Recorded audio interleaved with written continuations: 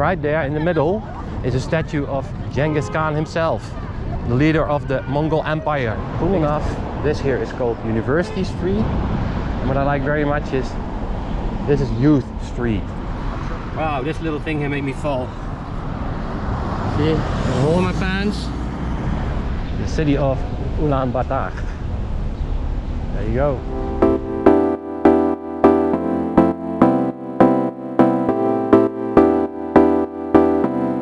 Right, and welcome to a new Wheels Abroad episode. We're in Ulaanbaatar, the capital of the country of Mongolia in Asia.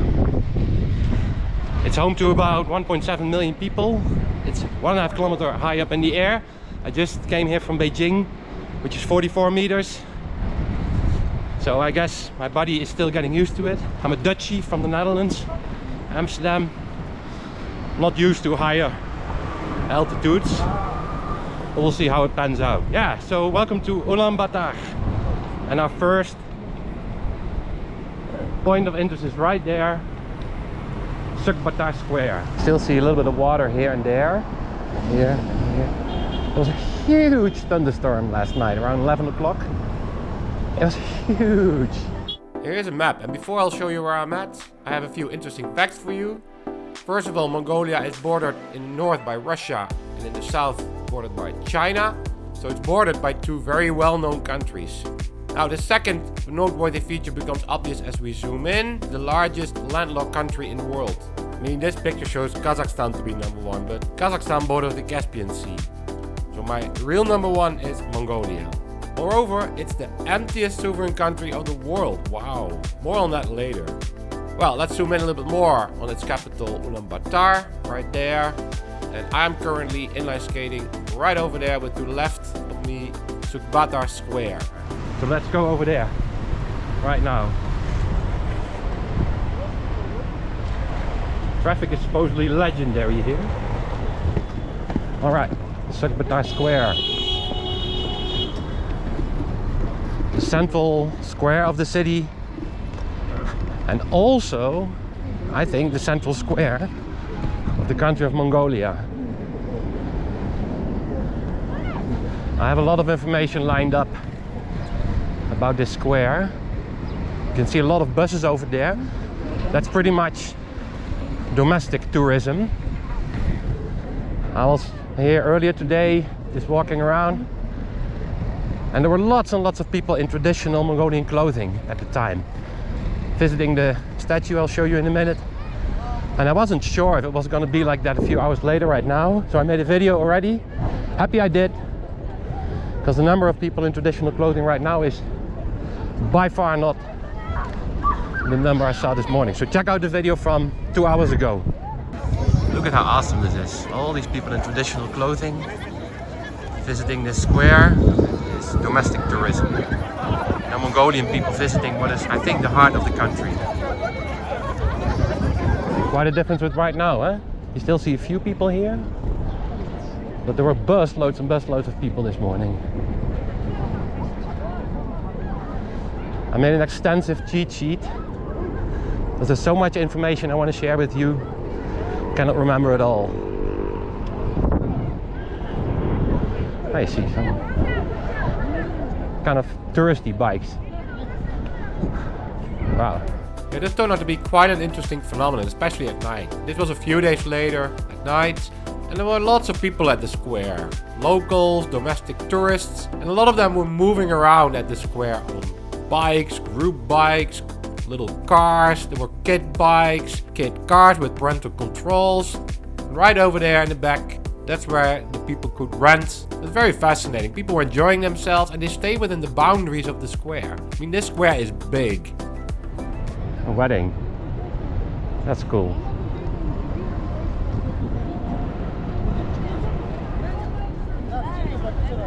I'm not gonna hang out and shoot some more footage. I did it quite subtly. I've had this interest in Ulaanbaatar, Mongolia for a while now, so I finally took the opportunity. So, Ulaanbaatar is the capital and the largest city of the country. It's actually home to roughly half of the country. The Mongolian People's Republic existed from 1924 to 1992, and it was kind of a communist country and closely associated with the Soviet Union for over 7 decades or so. And the Soviet history lives on in the name of the capital because Ulaanbaatar means Red Hero. In 1992 it was changed to Mongolia. And this country and this city hold several records. Ulaanbaatar is the coldest capital of the world. Although today it's splendid weather. I just came from Beijing. Check out the videos that I made over there. It was brutal, the weather. Over here it's actually pretty nice. The country covers an area, here we go, about 1.5 million square kilometers, but only has a population of 3.5 million, making it the world's most sparsely populated sovereign state. And I emphasize sovereign, because otherwise Greenland would take the top spot. Much of this country is covered by grassland, with mountains to the north and the west, and the Gobi Desert to the south, well-known Gobi Desert. Now, of course, we all know Mongolia from the nomads and their traditional tents, the yurks. I will spend more time on that in another video in which I will do some biking. Another interesting fact is that the Mongol Empire was the largest continuous empire in the history of the world. At its height, it stretched from the Sea of Japan to parts of Eastern Europe, all under the leadership of Temujin, which we all know better by the name of Genghis Kahn. And this empire, it's very impressive. It grew very rapidly in many directions, and Wikipedia has this little animation of it. So I told you already at the start, this is Sukhbaatar Square. I think it is formerly called Genghis Kahn Square, and right there in the middle, if I understand Google Maps correctly, is a statue of Genghis Kahn himself, the leader of the Mongol Empire, the biggest empire the world has ever seen. I read some interesting stories about how many people nowadays still have his genes. Now a large number of descendants. This man over here, Genghis Kahn, absolutely a famous man who left his mark on the world history big time. The person of Damdini Sukhbaatar, who lived from 1893 to 1923, was the revolution leader back in 1921. So he's a national hero. And that brings us to this statue over here, because that is the statue of that revolutionary leader. And you could see in the video that I shot earlier this morning that a lot of people were posing in groups or as persons at that statue. I can imagine, right, if that is a national hero. It's funny, I see another group of people there lined up at the statue. So this is him.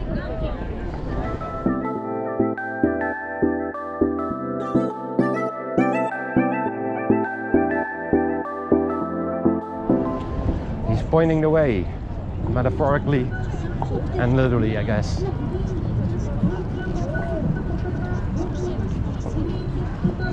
If we turn around, we see here what I think is the most important political building of the country. Yeah, so more specifically, that building over there houses the Parliament of Mongolia. It's called the State Great Khural. Now, if I turn that way, yes, that building over there, the colored building, that's the State Academic Theater of Opera and Dance, and I guess that speaks for itself. You can see an interesting contrast here, right? There's a lot of construction ongoing, very modern buildings, but lining the square are some more traditional buildings. Yeah, so there's also this line of cool looking buildings on the west side of the square, but I do currently not know what they are. Yeah, I looked it up for you. Right down on the left, the Mongolian Stock Exchange. Right next to it, the Golomb Bank. The building in green houses the Ulaanbaatar city government. Right behind it is a building that seems to house a bunch of different offices, but I cannot find a central name for it. I see right over there the National Museum of Mongolia.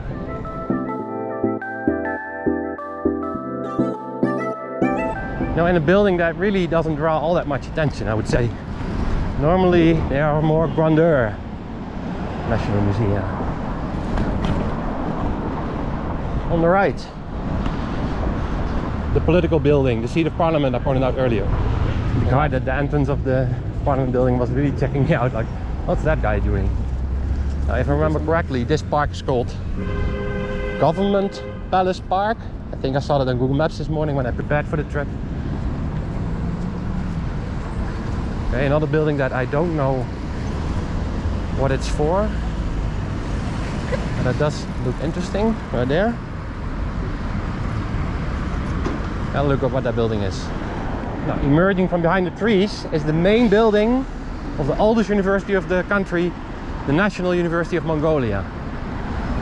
As loyal viewers know, I work at the university myself, and I've said it a million times already. I really enjoy seeing universities worldwide. We're one big community, worldwide community. So that's it right there. The main building of the National University of Mongolia. Let's see if I can get a little bit closer. Got a little closer.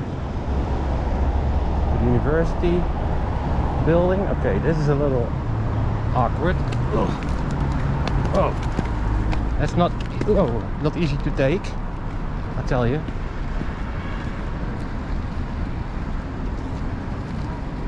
Yeah, so here we go.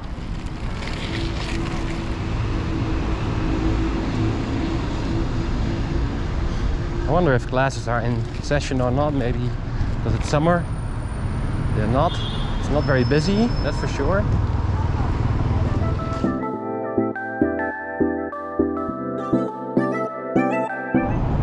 Unfortunately, construction ongoing.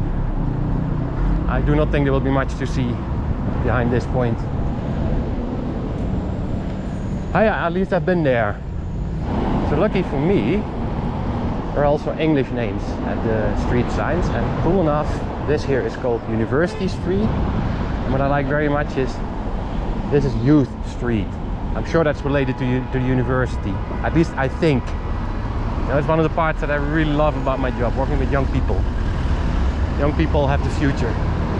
Well, yeah, you know me. I had to immortalize myself in front of the street signage. And in fact, a few weeks later, I used this picture in a class I taught to first year bachelor students back home at my university. This street here. I don't know if you can see it. I've loaded up Tourist Street. That's to the right, Tourist Street.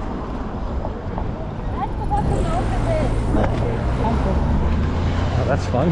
Tourist Street. Well, hi, Tourist Street from a tourist. I spend at least half of my time waiting and waiting.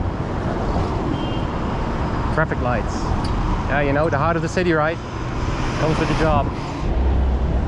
Yeah, Ulaanbaatar traffic is legendary. And I witnessed that already yesterday. I'll take it easy. Let this car pass me. That's right. Legendary. Not all the pavement is great, and that's an understatement for this part. So I'm gonna hit the road.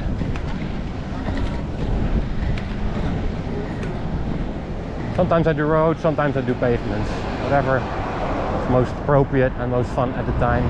Going against traffic for just a short while.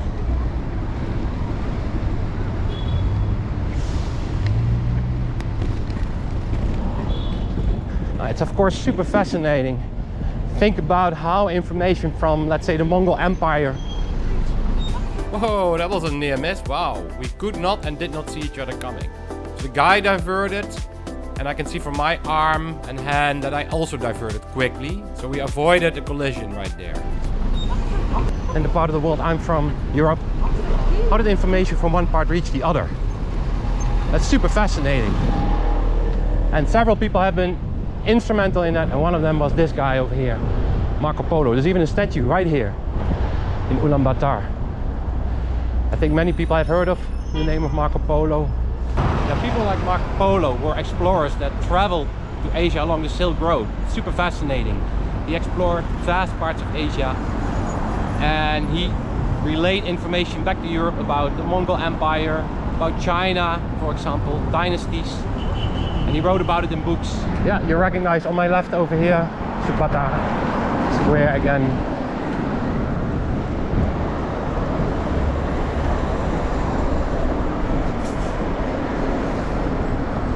I have to cross a major street over here. That will be fun. Gonna do it. Gonna cross with the cars. Heck yeah. Onto what I believe is Genghis Kahn Street. named after, again, Genghis Kahn. There's a police post, unmanned by this time. Right there. And yeah, I believe, could be wrong, that this is now Genghis Kahn Street. And this is exactly what I'm looking for. The Ulaanbaatar sign, right here. U-turn.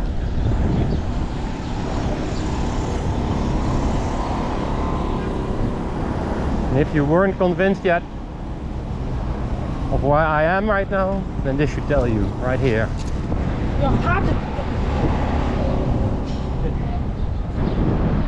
The city of Ulaanbaatar. There you go.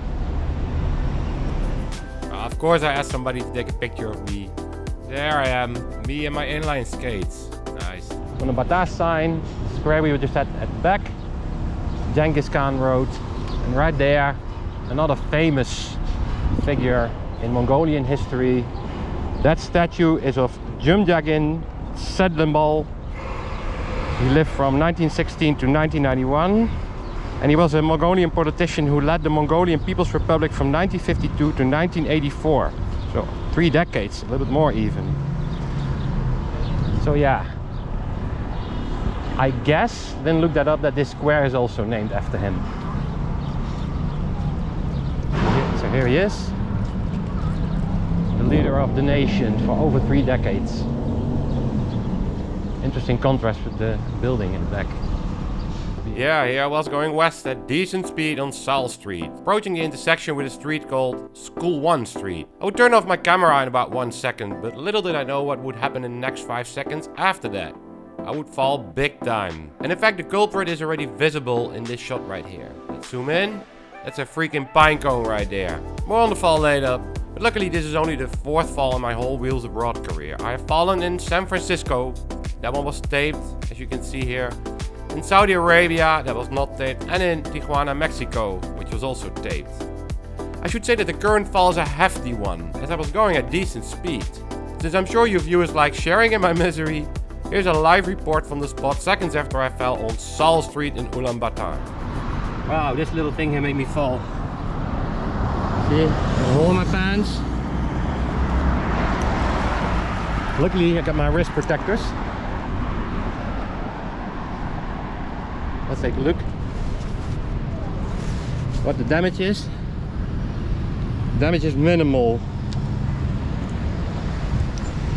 Again, wrist protectors, that's what you need. Minimal blood, no blood at all. Maybe check my elbow. Nothing. Nice looking hole in the pants there. The hole in the pants, I don't care. They're very cheap pants. This morning I was doubting whether to wear shorts, because it's really shorts weather, or long pants. And I think I'm happy that I wore long pants. I think I fell on top of my GoPro camera, but these things are solid like a rock. Wow, this is not the first time I fell on top of my GoPro camera. I think I spotted a little bit of damage right here on the GoPro. That wasn't there before. It looks veteran now. It's been with me on so many trips worldwide. Just checking to make sure the wheels are still fine. Maybe this one is not so great, but I think that was already like that. Here, all good. Right there is where I fell. That right there is the spot where I fell this afternoon, on Sal Street. And I sat down over there afterwards. Yeah, gonna continue as if nothing happened. Falling in Ulaanbaatar, can add that to my repertoire right now. I kept going afterwards, continued my trip, but the next day the fall would reveal its ugly head and it would keep me in my hotel for the whole day. My leg was pretty stiff. Other plans, such as biking to Ulaanbaatar, for a while were a little bit in jeopardy, but I pulled that off too. Falling is part of the job if you like moving around on wheels in cities abroad, so no hard feelings there. Yeah, check out that pagoda in the back there. Just returned from Beijing, I saw a lot of those over there. And we're at this square over here because of several attractions that I'll show you in a minute. The Balengin Serendoi statue, commemorating the 130th anniversary of Prime Minister Balengin Serendorf. 1869 to 1928. He was known as the diligent minister, being the prime minister of Mongolia between 1924 and 1928. Yeah, and a little bit further down the square, it's a statue of the Beatles. Yeah, you heard that right? See, right here. It's quite an attraction, if you can see. But yeah, not sure why that's here. If there's anything special related to Mongolia, maybe I'll have to look that up when I'm editing this video. Yeah, it turns out the Beatles never played here actually. So why is this statue here? As I understand it, it's a symbol for the country emerging from Soviet times, when music from, for example, the Beatles was banned. And apparently the backside of the statue, which I completely overlooked, but here it is, from an online source, shows a young Mongolian man taking inspiration from music like the Beatles.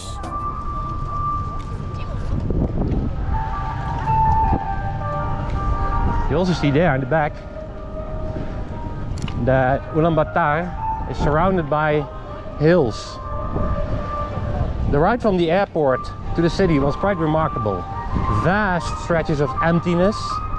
At some point you can see these yurts, these tents emerge, and all of a sudden, boom, there is this, you know, relatively speaking, huge city right in your face. It was quite a remarkable experience. I told you already at the start of this video, this country is extremely empty. So you go from emptiness all of a sudden into the urban sprawl. Remarkable.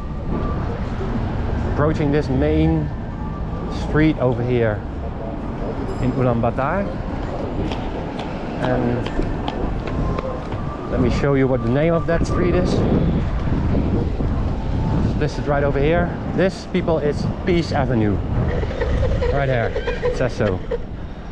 This is one of the main streets, I believe, of Ulaanbaatar. The south side of that big square we were at earlier in this video is also located at Peace Avenue. But I was minding the traffic, obviously, and I didn't pay enough attention to this building over here. And it's actually called the State Department Store. It's the very first mall in the country. Construction started in 1921 with the help of the Soviet Union. It has moved twice already. This is not the original building. But look at the top of the building. It says 1921 and 2025. So far, I've been doing mostly, let's say, touristy stuff, although I don't see a lot of tourists. So I can end part 1 over here. Hope you enjoyed seeing the more touristy highlights, and join me in part 2 while we make our way to the west of the city, more into authentic parts away from the touristy highlights. Yeah, part 2 was a lot of fun too, away from the city center. And I even went inside the central station, and I was being looked at a lot. I also take my bike wheels to the outskirts of the city, where a lot of people still live in the traditional Mongolian nomad dance.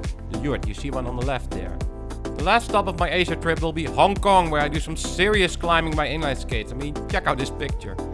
I'll explore Hong Kong Island by inline skates. Here's the double-deck tram. But I will also explore the city by bike, and I almost couldn't make it because of the really bad weather there. Here I am, biking around the city, and look at those views. This city is full of high rises. It was amazing.